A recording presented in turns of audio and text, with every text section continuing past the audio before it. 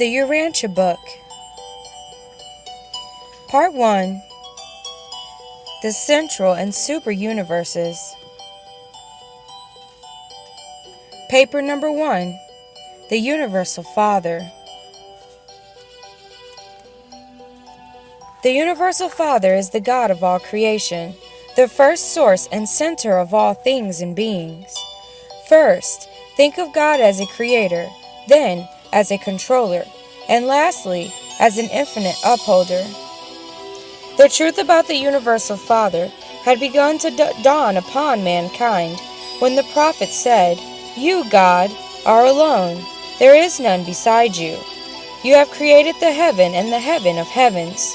With all their hosts, you preserve and control them.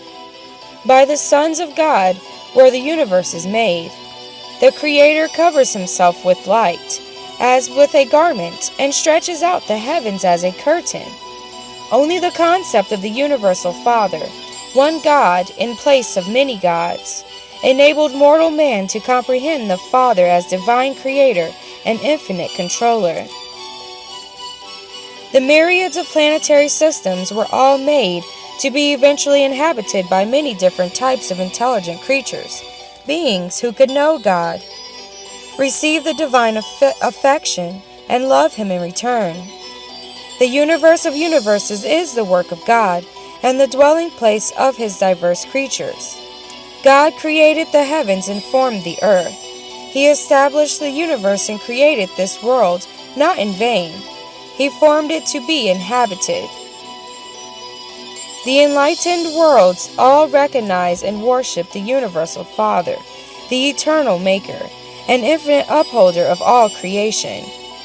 The willed creatures of the universe upon universe have embarked upon the long paradise journey, the fascinating struggle of the eternal adventure of attaining God the Father. The transcendent goal of the children of time is to find the eternal God, to comprehend the divine nature, to recognize the Universal Father. God-knowing creatures have only one supreme ambition, just one consuming desire, and that is to become as they are in their spheres, like Him, as He is in His paradise perfection of personality and in His universal sphere of righteous supremacy. From the Universal Father who inhabits eternity, there has gone forth the supreme mandate, "Be you perfect even as I am perfect." In love and mercy, the messengers of paradise have carried this divine exhortation down through the ages and all through the universes, even to such lowly animal origin creatures as the human races of Urantia.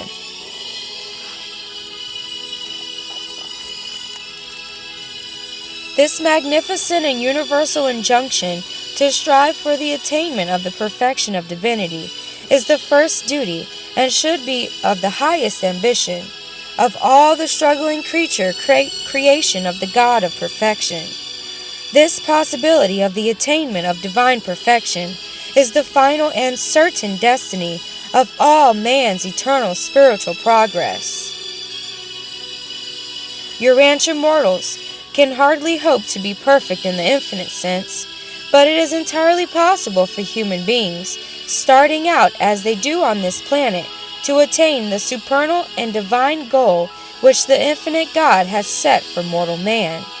And when they do achieve this destiny, they will, in all that pertains to self-realization and mind attainment, be just as replete in their sphere of divine perfection as God Himself is in His sphere of infinity and eternity.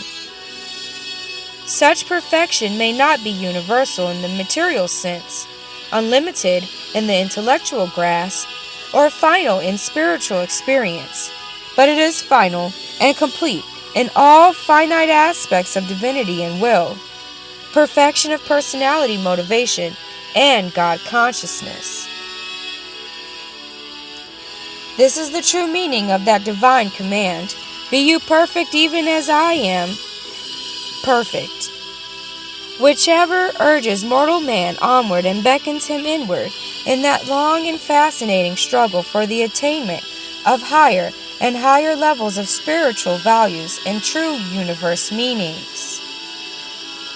This sublime search for the God of universes is the supreme adventure of the inhabitants of all the worlds of time and space.